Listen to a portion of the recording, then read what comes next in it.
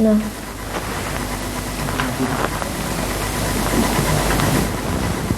Huh? Yeah.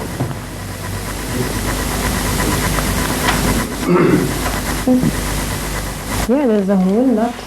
I tend to make myself accessible to the media only around the time of release, no? Yeah. So then it's like they club everything that they need to ask, you know, it's not just subjecting it to this, so it gets a bit long.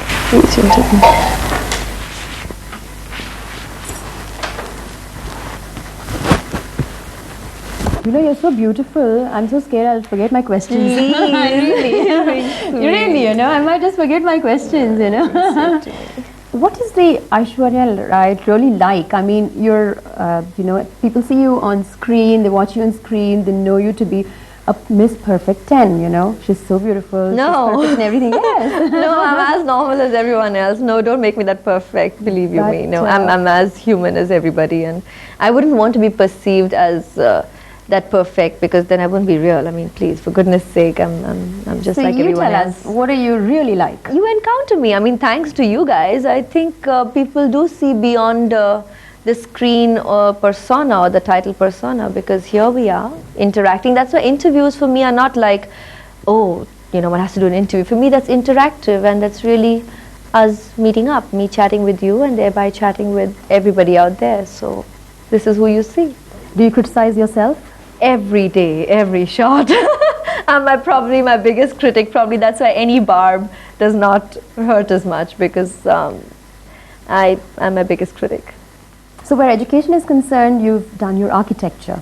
You completed your architecture? No, I didn't. I was only in my second year, and that's a 5-year course. That's why I was always in such a dilemma, because I'd just sort of taken up architecture and I was getting all these offers, and I was like, I mean, no one in my family belongs here, and I was so definitively going along the academics that it was a very tough decision until post the titles, because at that point I had to make a very crucial decision. So do you intend to sometime? No, I mean, this is a full-fledged, it's my passion, it's my career, and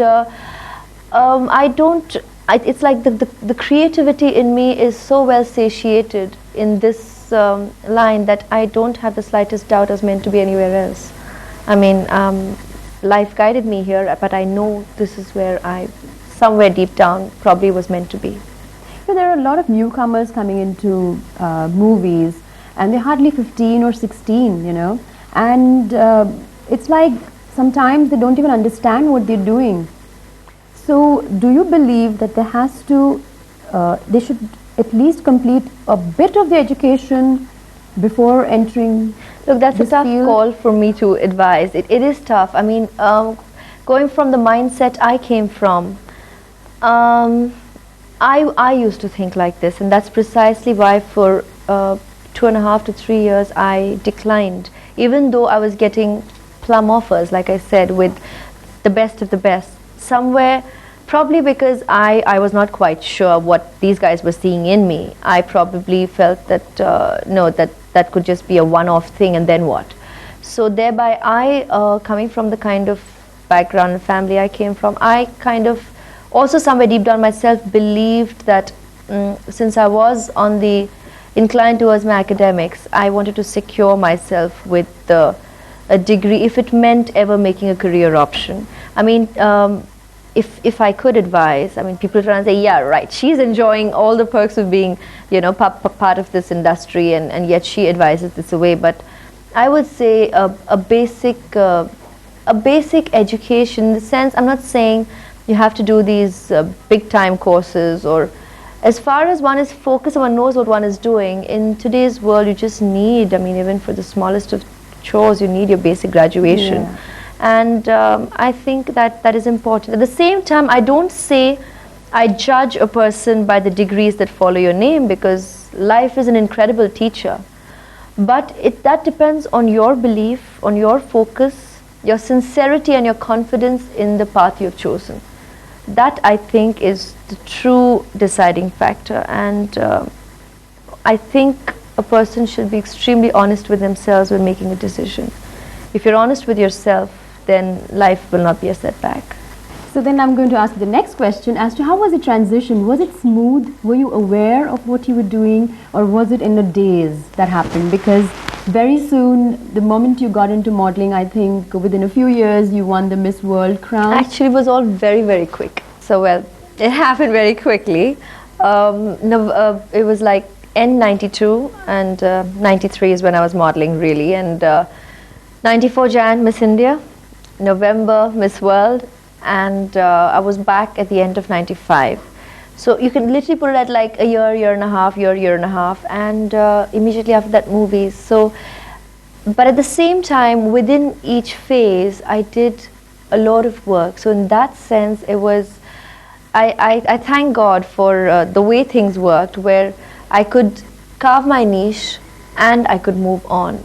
And yet I wasn't stagnating at any phase enough to be bored. I sort of enjoyed every phase and moved on. So I'm thankful to God for the way He placed things. So that means you were totally conscious of what you were doing, because usually in a pageant there's so much of adulation that you just move without knowing what's happening. You know, everything is so somewhere, quick. no, it somewhere it's like I have sort of just flowed with life. I mean, I did not plan my moves. I never planned to be a model. I never planned to. It was not a childhood dream to be part of a pageant. I never thought I'd be in the movies. I was definitely working on my academics, and in fact the industry teases me. They were kind of offering me really nice plum offers about 2.5 to 3 years prior to me joining it, and they sort of keep saying, yeah, you sort of want to be an architect, right? Come on, design our sets, or come design our offices, and this is what you wanted to do, and didn't want to join movies, and here I am enjoying it completely. So once I decided to do something, yes, I was conscious and I was focused, but the decisions were almost, I was sort of weaned that away. Strangely, I think He just planned it. So basically you've architectured your life, I should say. You built a beautiful monument subconsciously of your life, isn't it? You know what, in a pageant they usually have a platform that you work for. What was your platform in terms of social service? I'll be very honest. In fact, I don't know if people were listening, but I was very specific at my press conference when I returned as Miss World. There were all these jibes and darts about, so when are you going to open your orphanage? And I said, let me very, categorically state that I do not know if I'd be opening any, actually going ahead and making an orphanage, because frankly, just yesterday I was a student, like probably your siblings, your children, and I don't know this phase of life as yet. Through the title, I would be discovering life. I'd be looking at life from a completely different perspective as a responsible ambassadress of your country. Your title is a huge responsibility, and I'll be introduced to social awareness, which otherwise you kind of tend to take for granted, because everyone's so busy wrapped in your own lives of, as a student, you're studying, you're working towards a career, or you're just enjoying college life. So it's from a very normal, happy-go-lucky life to a responsible lifestyle. So I really used my platform to growing up to life.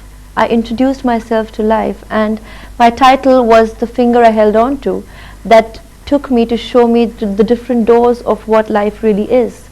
And it got me more socially aware, and from there on I started, that's not to make, I don't think whatever steps or measures one takes are statements to be made.